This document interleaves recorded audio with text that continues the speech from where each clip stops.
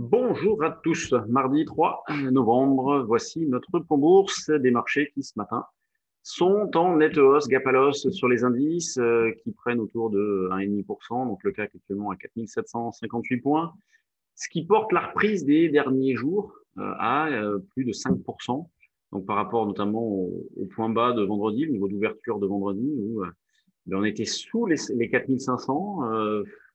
Quelle violence, toujours pareil, hein, et c'est pour ça que à ce moment-là, et même la semaine dernière, après la forte baisse du début de semaine, je vous disais qu'il n'y avait toujours pas de quoi envisager un fort décalage à la baisse dans la mesure où il n'y a aucune complaisance sur ce marché-là.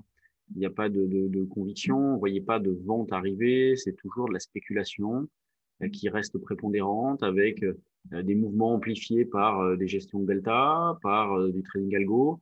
Et c'est ce qu'on a encore ce matin avec gap à l'os. Alors, c'est un gap qui en comble un autre, puisque, et on le verra un peu mieux tout à l'heure sur l'indice, mais on revient sur les niveaux de mardi dernier.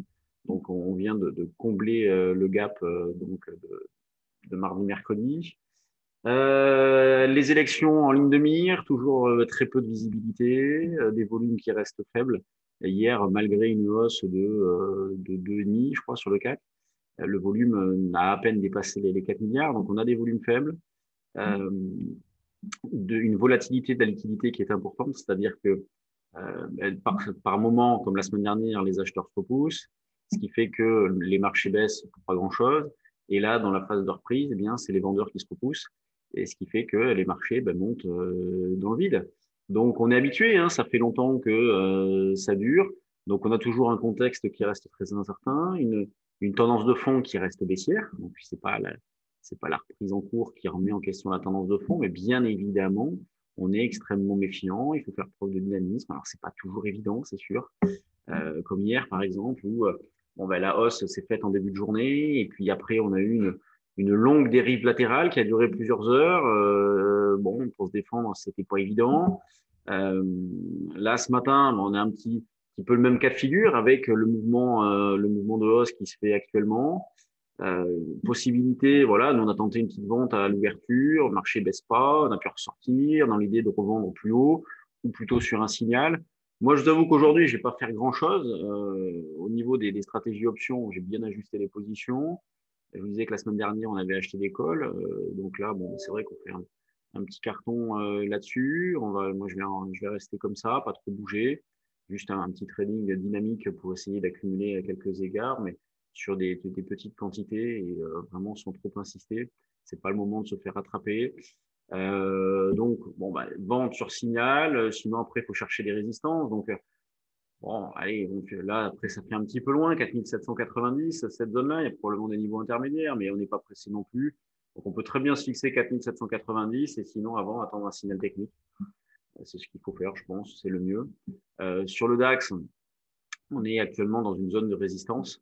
Vous voyez, 11 945. Donc là, on le voit bien, hein, ça fait un petit pullback avec mercredi dernier.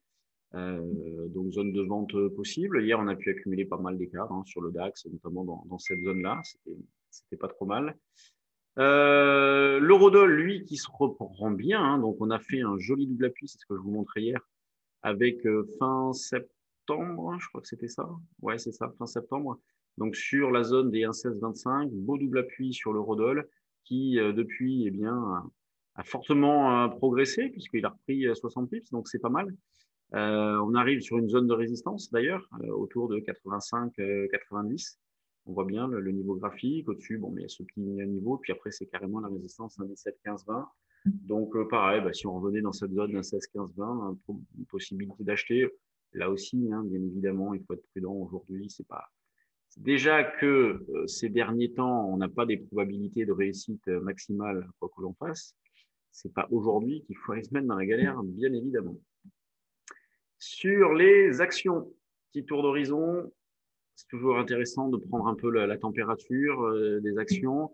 Alors, on a BNP qui a sorti ses chiffres ce matin avec un chiffre d'affaires au-dessus des attentes. Donc, le BNP qui prend un 6,5, qui entraîne avec elle la Sogren et le Crédit Agricole. Donc, BNP qui revient sur ses plus hauts récents. La Société Générale, c'est pareil. Le Crédit Agricole, bon, c'est un peu moins joli. Ensuite, on a Total qui s'est bien repris. Alors hier, spécial, hein, Total, qui en une heure a repris 4%, donc avec le pétrole évidemment, la reprise des cours du pétrole. Mais entre 9h30 et 10h30 hier, Total a repris 4%. Donc, vous voyez, ça confirme aussi le fait qu'il y a énormément de spéculation, peu de conviction. On a eu le cas sur Air France aussi, qui a commencé la séance à -4, -5 et qui a terminé à +4, +5.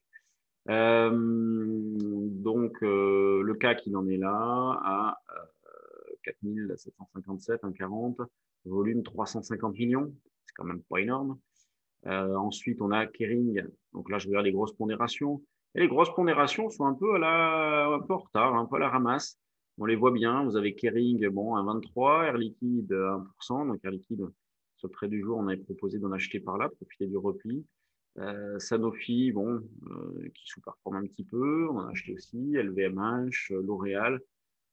Bon, et Essilor qui a sorti ses chiffres ce matin, qui est proche de l'équilibre.